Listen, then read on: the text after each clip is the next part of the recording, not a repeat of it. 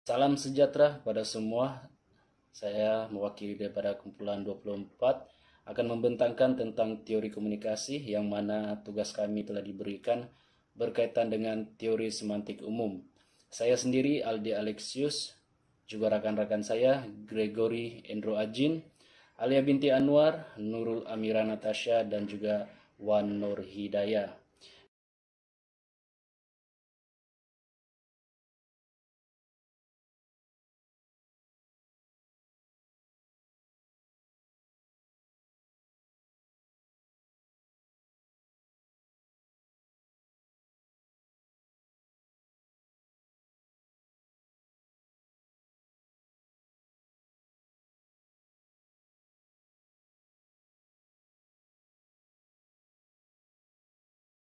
Saya mulakan dengan pengenalan bagi teori komunikasi ini. Apakah itu teori?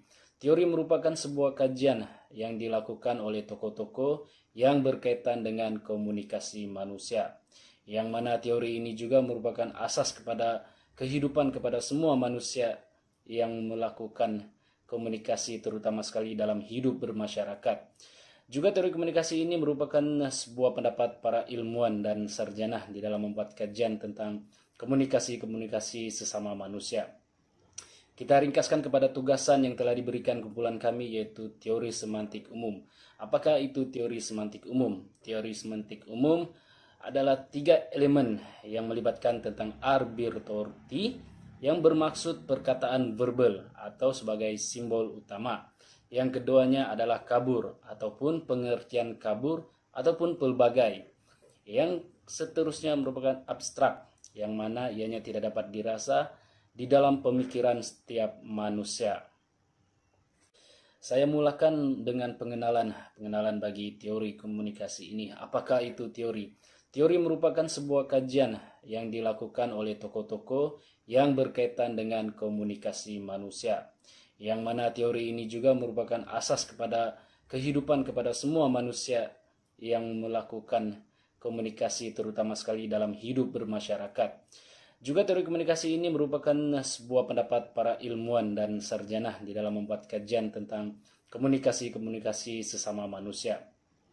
Kita ringkaskan kepada tugasan yang telah diberikan kumpulan kami, yaitu teori semantik umum. Apakah itu teori semantik umum? Teori semantik umum adalah 3 elemen yang melibatkan tentang arbitration yang bermaksud perkataan verbal atau sebagai simbol utama. Yang keduanya adalah kabur ataupun pengertian kabur ataupun pelbagai. Yang seterusnya merupakan abstrak, yang mana ianya tidak dapat dirasa di dalam pemikiran setiap manusia. Assalamualaikum dan selamat sejahtera. Saya Wan Nur Hidayah binti Wan Muhammad Zulkifli, nombor metrik dibaca 283925. Akan menerangkan berkenaan latar belakang di mana teori semantik umum ini diwujudkan. Semantik umum ini mempunyai pelbagai maksud melalui tokoh-tokoh yang berbeza. Semantik umum ini dalam bahasa Yunani yang bermaksud sema ataupun isyarat. Beberapa tokoh telah menghuraikan maksud semantik umum ini. Contohnya dari Ferdinand de Saussure 1966 ada menyatakan semantik ini adalah bunyi bahasa atau komponen yang merupakan tanda atau lambang. Tarigan pula pada tahun 1985 mengatakan teori semantik ini dapat dipakai dalam pengertian luas dan sempit untuk ditafsirkan sebagai objek. Verha 2001 tafsirkan semantik sebagai dua, iaitu grammatical dan lexical. Charles Morris mengemukakan bahawa semantik adalah pelajaran di antara hubungan dan objek. Ada beberapa teori yang merujuk sama dengan maksud semantik. Contohnya, teori imejan. Siti Hajar Abdul Aziz 2009 ada menyatakan teori imejan ini memberi makna perkataan berhubung dengan imej dalam pertuturan yang bermaksud. Individu mengeluarkan pertuturan apabila imej di fikiran terjadi.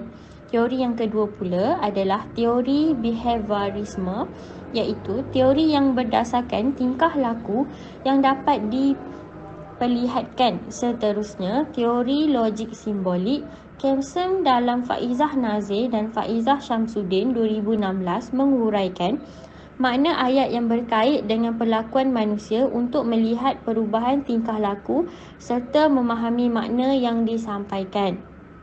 Sekian, terima kasih.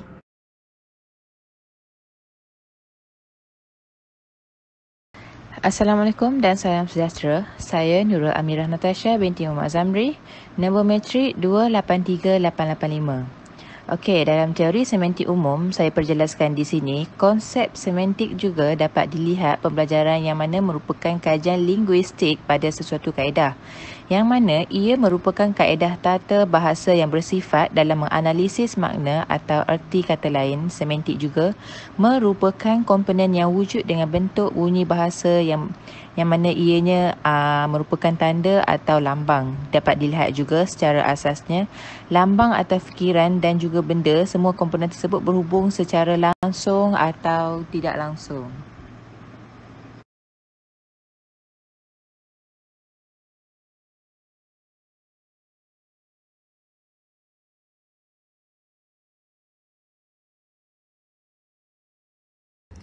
Salam sejahtera kepada semua. Nama saya Gregory, anak Andrew Ajin.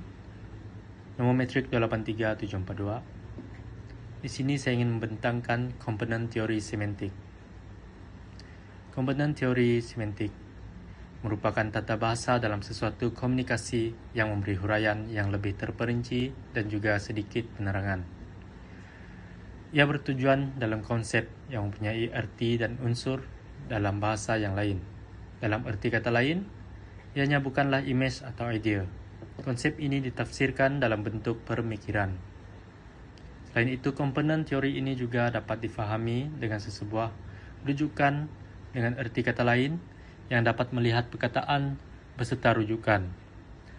Ahli sains juga telah menyatakan maksud air merupakan salah satu cair yang berunsur hidrogen dan juga oksigen. Secara ringkasnya, teori komponen ini juga dapat memberi maksud yang jelas dalam menyusun atur makna dan juga perkataan yang disebut. Antara perkataan yang dapat dilihat ialah ciri khas yang berhubung dengan membezakan fitur semantik. Andaian, idea dan relevan. Istilah yang terbaik dalam isu teknikal bagi mengkaji makna dalam bahasa ialah semantik. Dan melalui istilah inilah digunakan menjadikan perkataan seperti amaran ataupun teguran adalah dengan cara yang teratur. Pendekatan yang saintifik bagi semantik adalah perlu dibezakan dengan jelas melalui sikap yang terma istilah yang dibangunkan dalam kegunaan yang popular. Bila mana seseorang berkomunikasi dengan cara bahasa boleh memanipulasikan dengan tujuan mengelirukan orang yang lain maupun masyarakat di sekitar. Bagi definisi semantik itu sendiri, ia merupakan suatu bidang penyelidik yang sangat meluas dan di dalam penulisan para ulama dalam topik berbeza serta kaedah juga yang berbeza. Melalui teori semantik umum ini yang dilihat secara jelas, mendapati bahawa bahasa merupakan alat yang penting dalam membuat perbezaan dan mewujudkan suasana yang realiti. Assalamualaikum dan salam sejahtera. Nama saya Alam binti Anwar, nombor metrik 283699. Hari ini saya mahu membentangkan tentang analisis semantik. Semantik adalah berasal daripada perkataan Grek semantikos yang menjelaskan maksud yang menyampaikan tentang tanda, sesuatu fakta atau sesuatu yang memberi makna. Semantik juga dijelaskan tentang kajian makna di dalam sesebuah makna perkataan, penambahan makna sesuatu kata dan peristilahan bermaksud dihubung kait dengan pembentukan istilah. Semantik adalah satu cabang linguistik yang menjadi sebagai mengkaji makna. Dalam bahasa, kita boleh menyampaikan fikiran, pendapat, perasaan, emosi, perlakuan serta kepribadian manusia. Perbendaharaan kata sangat penting bagi menghubungkan komunikasi yang lengkap. Kajian mengenai makna boleh dibahagikan kepada aspek yang seperti makna denotasi, makna konotasi, makna dalam konteks, hubungan makna dengan kebudayaan, perubahan dan bentuk-bentuk makna daripada hubungan semantik. Semantik turut dapat ditarifkan sebagai kajian makna di linguistik bagi kata, fasal dan ayat. Secara terbukanya, maksud perkataan dapat dinilai daripada segi leksikal dan konteks.